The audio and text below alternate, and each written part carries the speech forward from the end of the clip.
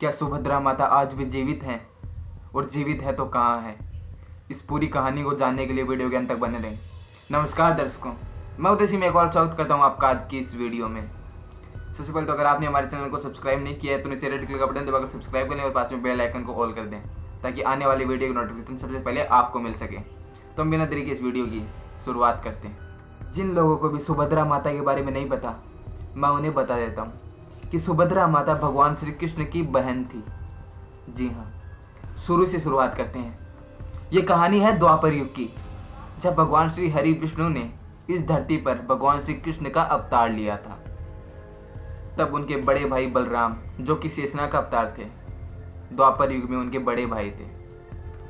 अब जो भगवान श्री कृष्ण के पिताजी थे वासुदेव, उनकी दो पत्नियां थी। एक थी माता देवकी और दूसरी माता रोहिणी। माता देवकी के पुत्र थे भगवान श्री कृष्ण और माता रोहिणी के पुत्र थे बलराम जी। और माता रोहिणी की एक और पुत्री थी जिसका नाम सुभद्रा था। जी हाँ, जब भगवान श्री कृष्ण ने द्वारका नगरी बसा ली थी तब उनके बड़े भाई बलराम जी के एक प्रियसी से हुआ करते थे जिसका नाम था दुर्योधन। जी हाँ, ये वही दुर्योधन है जो कौरवों का बड़ा भाई था।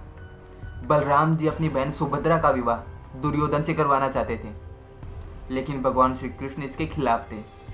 तो फिर उन्होंने सुभद्रा को कहा कि तुम अर्जुन के साथ कहीं भाग जाओ। तब सुभद्रा जी और अर्जुन, जो कि पांडवों में से एक था, वो दोनों भाग गए। इस बात का पता जब बलराम जी को चला तो बलराम जी और सारे के सारे यदुवंशी उनके पीछे पड़ गए। वो रथ पे आगे भाग रहे थे और बलराम जी और सारे यदुवंशी उनका पीछा कर रहे थे और आखिरकार उन्होंने अर्जुन के रथ को रोक लिया। बलराम जी ने सोचा कि अर्जुन की इतनी हिम्मत, वो सुभद्रा को ले जा रहा है, उसका इतना साहस कैसे हुआ। इसलिए वो उनके रथ के सामने जाकर खड़े हो गए। तभी वहां भगवान श्री कृष्ण आ गए और उन्होंने आकर सुभद्रा जी से पूछा कि क्या हुआ। तब सुभद्रा जी ने कहा था कि अर्जुन मुझे भगा कर नहीं लाए, मैं अपनी मर्जी से इनसे विवाह करना चाहती हूँ। ये बात जब बलराम जी और सारे यदुवंशियों ने सुनी तो वे निश्चिंत हो गए। उसके बाद भगवान श्री कृष्ण ने अर्जुन और सुभद्रा जी का बड़ी धूमधाम से विवाह कराया। उसके बाद अर्जुन और सुभद्रा जी द्वारका से विदा होकर इंद्रप्रस्थ गए, जहाँ पे अर्जुन रहता था, जहाँ पे अर्जुन के बड़े भाई सम्राट युधिष्ठिर का शासन था। जब सुभद्रा जी और अर्जुन इंद्रप्रस्थ पहुंचे थे तो वहां पे उनका बड़े आदर और सत्कार के साथ स्वागत किया गया। इंद्रप्रस्थ में अर्जुन जी की एक और पत्नी थी जिसका नाम था द्रौपदी। वो केवल अर्जुन जी की ही नहीं बल्कि पांचों पांडवों की पत्नी थी।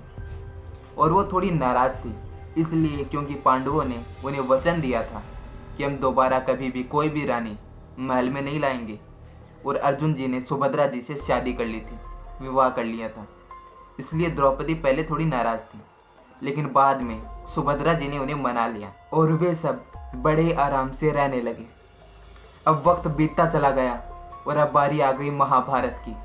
महाभारत दुनिया का सबसे बड़ा महायुद्ध। उस युद्ध के दौरान अर्जुन और सुभद्रा जी के जो पुत्र थे जिसका नाम था अभिमन्यु। अभिमन्यु महाभारत का एक महान योद्धा था जिसने गर्भ में ही चक्रव्यूह को भेदना सीख लिया था। उसने इस युद्ध के दौरान वीरगति प्राप्त कर ली थी। महाभारत के युद्ध में कौरवों का नाश हो गया और पांडवों की विजय हुई। उसके बाद पांडवों ने हस्तिनापुर पर 18 वर्षों तक शासन किया।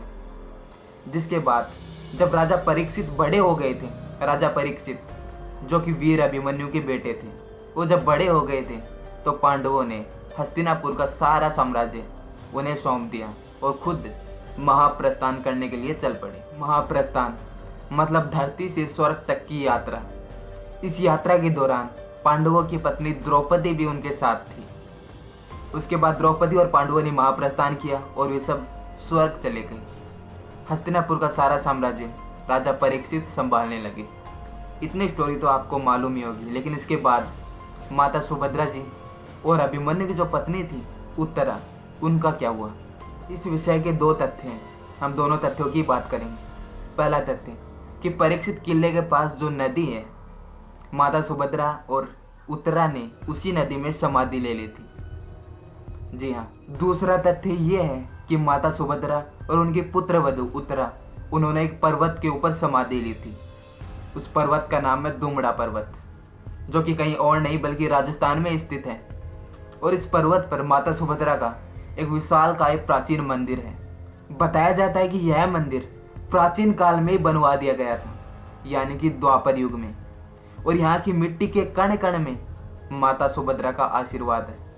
माता सुभद्रा जो कि भगवान श्री कृष्ण की बहन थी, इसलिए यहाँ आने वालों की सारी मनोकामनाएं पूर्ण होती हैं। जो मनोकामनाएं वो अपने जीवन में साथ लिए घूमते हैं। जी हाँ, उम्मीद करता हूँ कि वीडियो पसंद आई होगी।